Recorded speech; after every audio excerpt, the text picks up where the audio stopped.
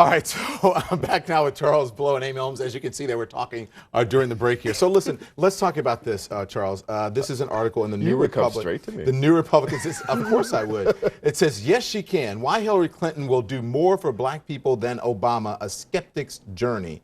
So if you're Hillary Clinton, I mean, you can't beat a headline like that, but do you agree with it? Agree. Okay, first of all, I know Michael. So, and we're talking about Michael Eric Dykes. Michael Eric Dykes, he blurred my book. Like, I really don't, so I would need to just disclose that.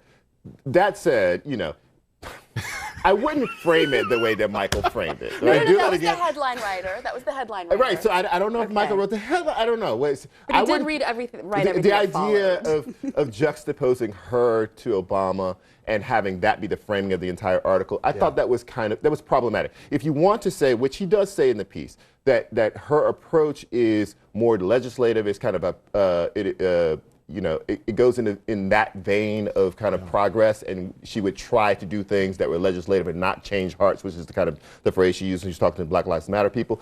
I can how she's evolved. Yeah, all that, and he gave right up front. He gave the kind of questionable racial comments that they've made, that Hillary and Bill have made over the years, and how you have to take that in context. But do you agree or disagree? Well, I don't like the framing of the juxtaposition, and I believe that it is kind of pie in the sky.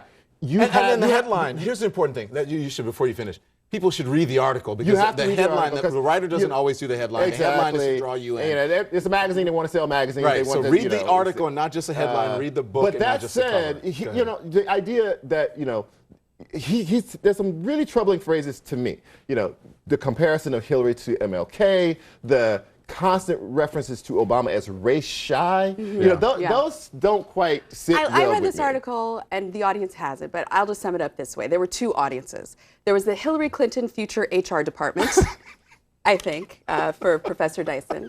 And there was also... I don't think he's that cynical about it. And there was also the Black Lives Matter activists, which is, to me, a more important audience. And it seemed to me that he was drawing a roadmap to advise the activists, as well as Hillary Clinton, on how to enact real substantive change through legislative and political action. I thought that was very important, because as we sit here and we talk about Black Lives Matter, we've had this conversation. Is that when you're giving constructive criticism, it doesn't mean that you don't believe in what they're doing, or you don't think that what they're doing is important. But he was everybody's open. Yeah, but all movements, as you have made a point here.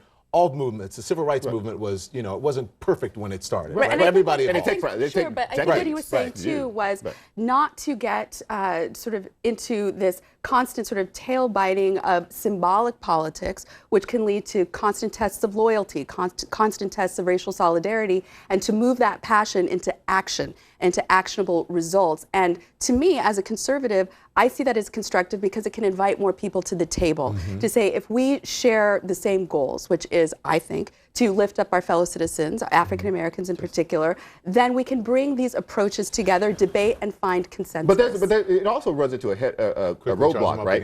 Right, roadblock, which is that legislation solves everything, right? It doesn't. We know it doesn't, right? So if you read King after the passage of civil rights legislation, you see a person who realizes, and it starts to talk very openly about how legislation was the easy piece. Yeah. Right. And he does say in this, he says, as there's action and there's legislation, and Black Lives Matter, folks need to realize that legislation is part of the equation. I thought that was very good. And hanging over this, actually, it was a good read. I enjoyed reading it. Hanging over this, but the idea that Obama didn't do it somehow, and that this person come in and be the savior, and plus, this is not 7 years ago, right? Yeah, that makes it squirm. We move on. It seemed to me he was telling them, if you don't want to turn out like Occupy Wall Street, find a politician. Yes.